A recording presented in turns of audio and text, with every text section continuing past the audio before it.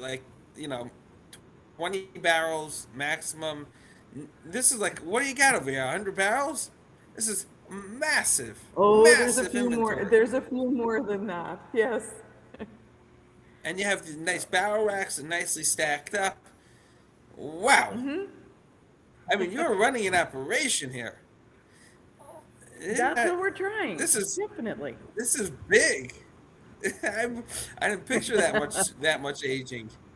Whoa, that's a surprise. A pleasant Well, surprise. we've been at this now for 10 years. We do sell here in Canada and across several provinces. We have a system similar to yours in that every province is its own individual little country when it comes to selling product. We sell in the UK. We also sell in Germany, in China, Dubai, and Abu Dhabi. Notice there was no mention of the United States of America in that one. Not yet. Right over the border. Yes. Not yet. Okay. I Yeah, was, I not was yet. just gonna say, is there any love lost over there or something? That we're avoiding the market? No, there's some Make wonderful. Canada great again. Oh, Buy some of that delicious spirits. so yeah, we are pretty rare, and so it is something that if you can get your hands on it, it's definitely worth it. I'm just curious, what are the prices? I mean, relative to the United States. Um, Let's before we even get to the price of the bottle, what's your gas prices? Are you much more expensive? okay, so right now our gas prices have gone, they've kind of skyrocketed from or $1.40 per liter, and up to now it's a dollar, closer to $1.65 per liter. So it's really gone up. And you got to think that's a Canadian dollar to a liter. So I'm sorry, you're going to have to do the math on that one. Yeah, I'm doing it in my head. It's a liter, not a gallon. And it's Yeah. roughly 5 liters per gallon. Times it Four. by five gets you Yeah. about $4, 6.40, minus a third. Yeah, it's more expensive than here in the United States, but not terrible. It's not terrible.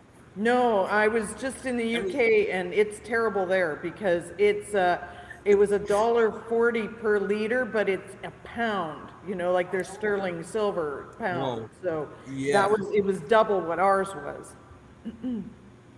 Now that's terrible. So if you want to know where you can get the biggest bang for your buck in quality, because having high gas prices doesn't get you a good quality product. Um, it just adds more cost. Yeah. So stay in the Americas, okay? United States, Canada. That's where you're gonna get the biggest bang for your buck. Yeah, I for mean, sure. that's what we're coming out right here. Very cool. Yeah. What's the water like that you use? Is there something unique about it, special? Because water is a huge, huge factor. It is a huge factor, but you have to realize that almost everybody does have a water treatment system that they work with, and then they readjust their water. That's probably a better way of saying it. They readjust their water as it comes out. So Killing the narrative. There you go again. You're too much of an artist. Your stuff must be fantastic. You're it's not saying the too bad. truth. We So the International Wine and Spirits Awards last November, we were awarded the Worldwide Whiskey Producer of the Year. Wow. So what was that experience like? We Oh, it might, was we fun. might as well share it with the crowd. It was fun. Was it a surprise? It was a surprise. And when they started, it's not a lot like the Oscars, but it is when they go to announce, they start talking a little bit about the distillery. And when they said, and this distillery stores their barrels outdoors, I went, that's me. I can't believe that's me. So, yeah. Boom. Lights go on. So very It's very fascinating. So, as you said, the water is not really such an influence because everyone, though they like putting the picture of a beautiful river on the front label, it's all being treated and altered. And they're going to talk about limestone, but they're really slimestone. Um, it's and just thinking about it, if you don't treat the water, you're running the risk of having something in there that is, Yeah. let's just say, not safe. Detrimental. Yeah. Yeah. Detrimental. Very interesting. So, what was the biggest? I had one distiller said his whiskey still basically exploded on him. What was your biggest, if we could call flop or learning experience in a class year term? Oh, very good question. We haven't had any explosions, thankfully. We have had a lot of, not a lot, but where the fermenter, where things just the yeast gets so excited that they explode from and it's all, the mash is then all over the floor when you walk in, and it is not a fun thing to clean up. So we've had that a couple times, just overactive yeast, and they exceeded their boundaries. Got it. Could you break down for everyone just so they understand what we're talking about, the process, and and how that happens, the fermentation? Because not everyone gets to ferment at home. They think you why are you even discussing grains? You buy whiskey in the liquor shop. Yes. So let's just educate everyone. So in the distilling process, what you do is you start with, so in order to make whiskey, whiskey must be made from a grain. That's the first thing. And in our process, we start with triticale, but you create a mash. So what you do is you grind the grain and you add water, but then you add enzymes to it. So the enzymes break down the sugar or the starch of the grain into sugar. Now that can be accomplished through a malted grain. A malted grain already has its own enzymes embedded in it, and it breaks it down.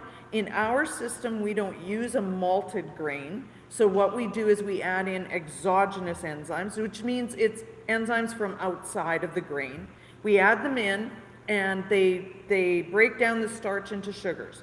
Now you take that mash and you place it in the fermentation tank, and you add the yeast. And the yeast does its magic of turning the sugars into alcohol. But the problem with yeast is it doesn't only make ethanol, which is what you can drink, it also makes fusel alcohols and butanol and methanol, which are all those things that are very detrimental and can make you go blind or possibly kill you. So then you must take it from the fermentation tank and put it into the still to separate out the good, the bad, and the ugly. It is the still's job to separate everything down to the ethanol that you can put into a barrel and make whiskey. So that's the process. In our distillery, it takes about a day to make a barrel of whiskey. Just to give you some example, what Maker's Mark can make in a day would take us 7 years. Whoa, that's a large volume. So Yeah. you're saying the old Canadian way of making spirit of fermenting and leaving it outside and it freezes is not the safest way of producing. No. I'm understanding because it will have the heads. Yes. Yeah, that's exactly it. You are so right. That's not what you're supposed to be doing.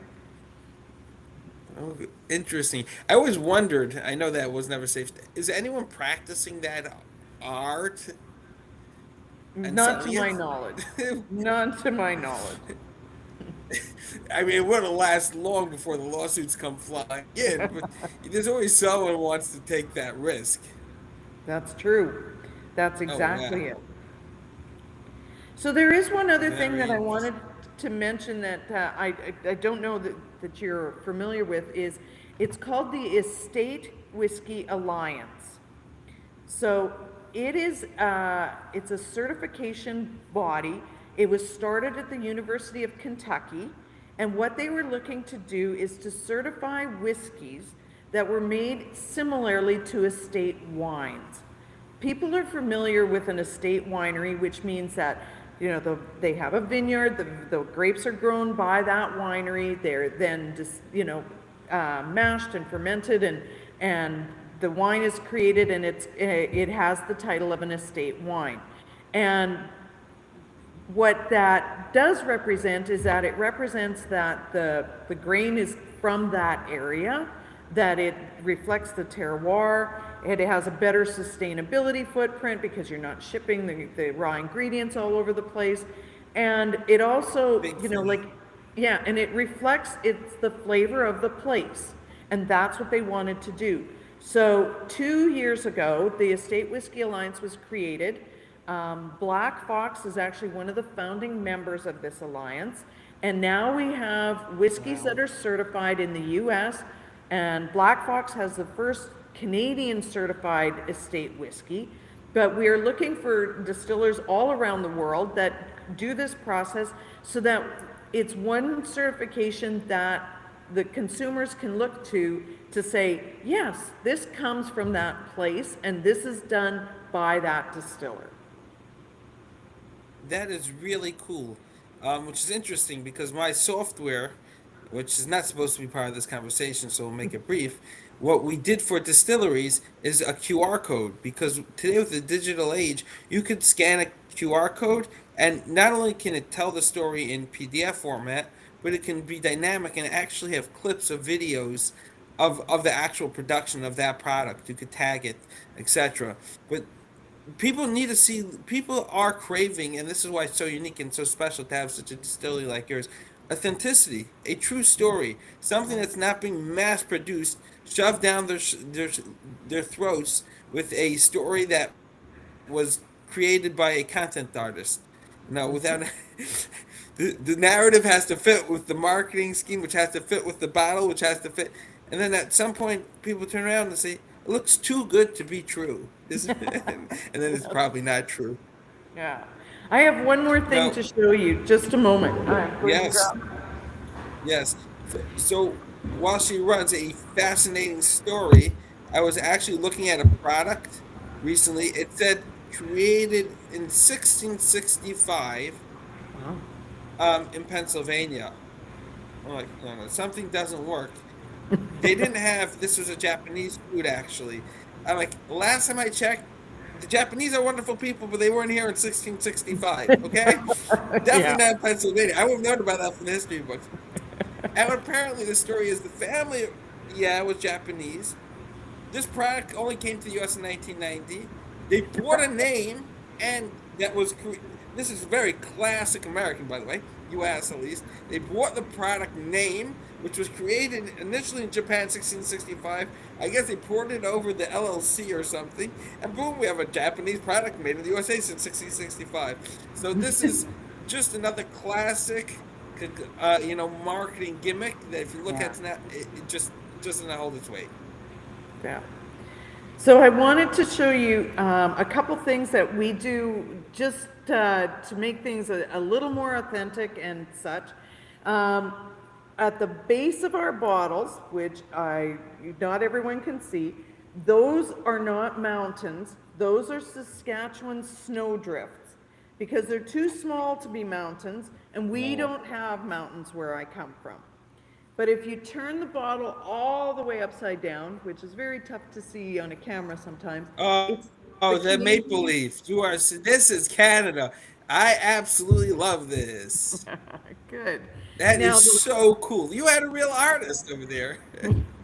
We're working on it. The other thing I wanted to point out is on top of every bottle is a coin. The coin carries a serial number, and when the serial number is placed on our website, it will print a certificate, it'll generate a certificate of provenance that will tell you everything you want to know about your bottle of whiskey. It will tell you how warm the barrel got, it'll tell you how cold it got, it'll tell you the hours of bright sunshine. It'll tell you this about is exactly what I love. Yeah. This is so dynamic. Crop, everything. This is so legit. Everyone should be running like your distillery. This is everything just to explain to everyone. This distillery it's true dedication because this is real documentation. It's not just creation of a spirit, putting it in a bottle, and sending it off on its merry way. They're literally entering the data into the database, tracking everything, then going ahead and saying, "This isn't how this is a story of your battle of 7 years. This is extreme of temperature reached over here."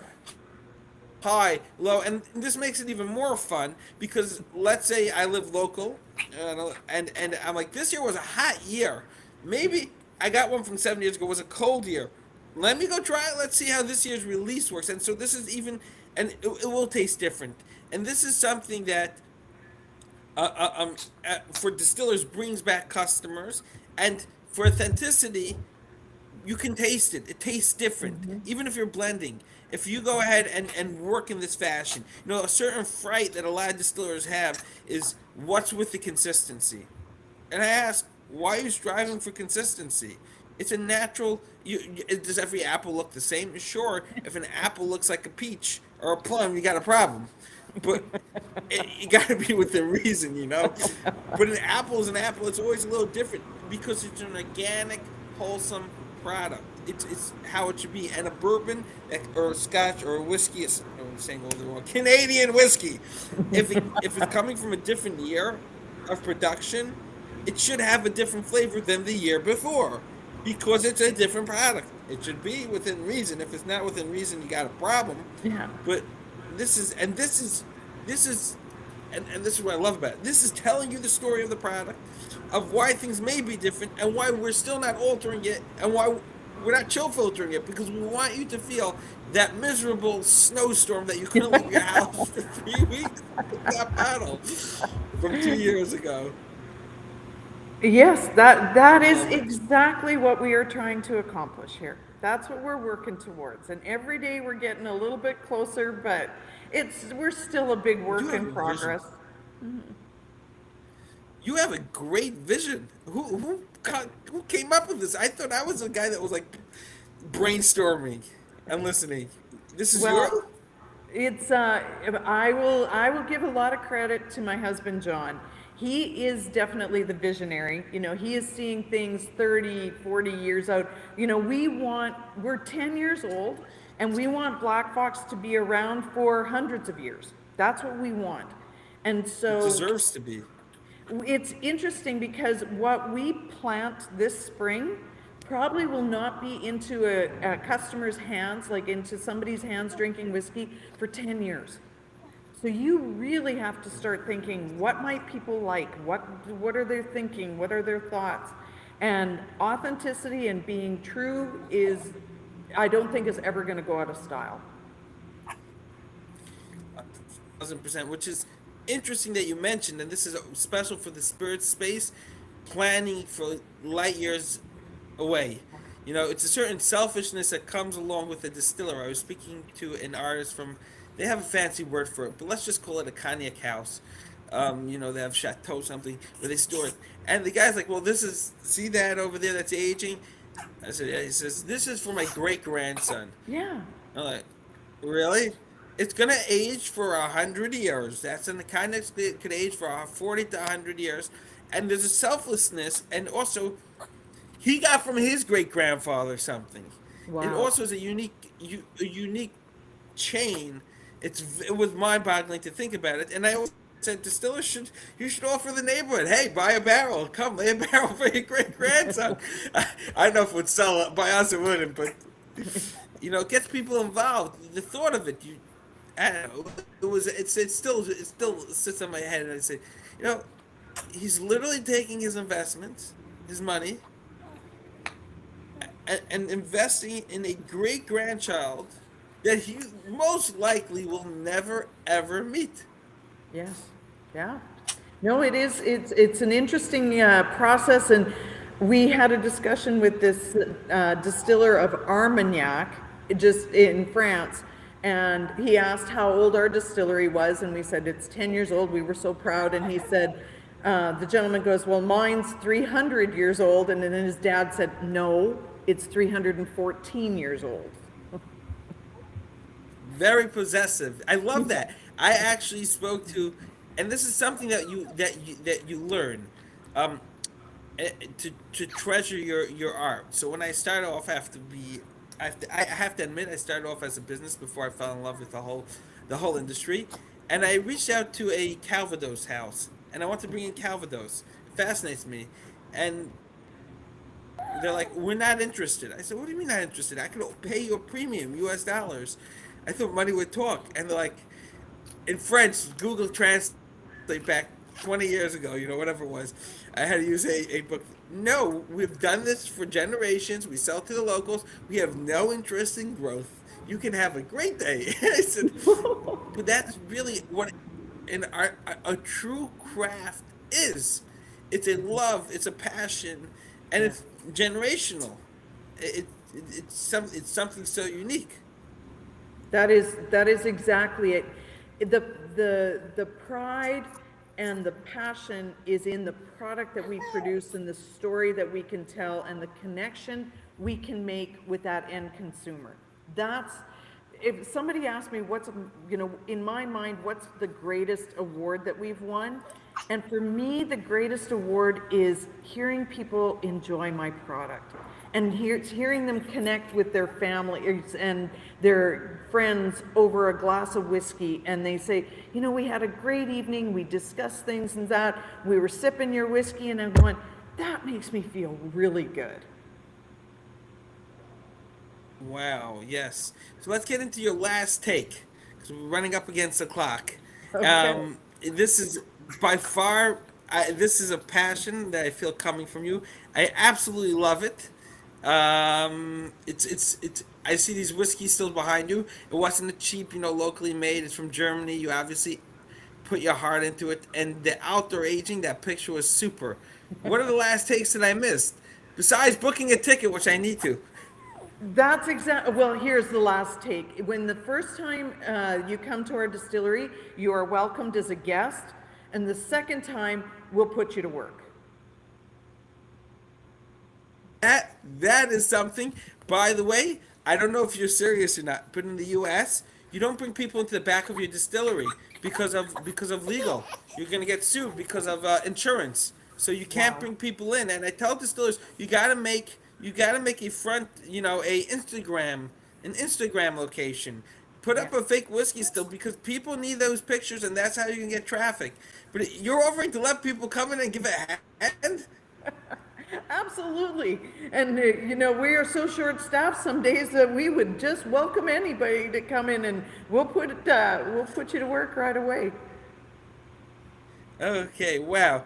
Thank you so much for being here, Barb. This is Black Fox Farm Distillery Estate. By the way, they're certified, which is something that we're going to have to do a write up or an interview about with whoever the founder is. Um, it's great having you. Hold with while we shut off the recording.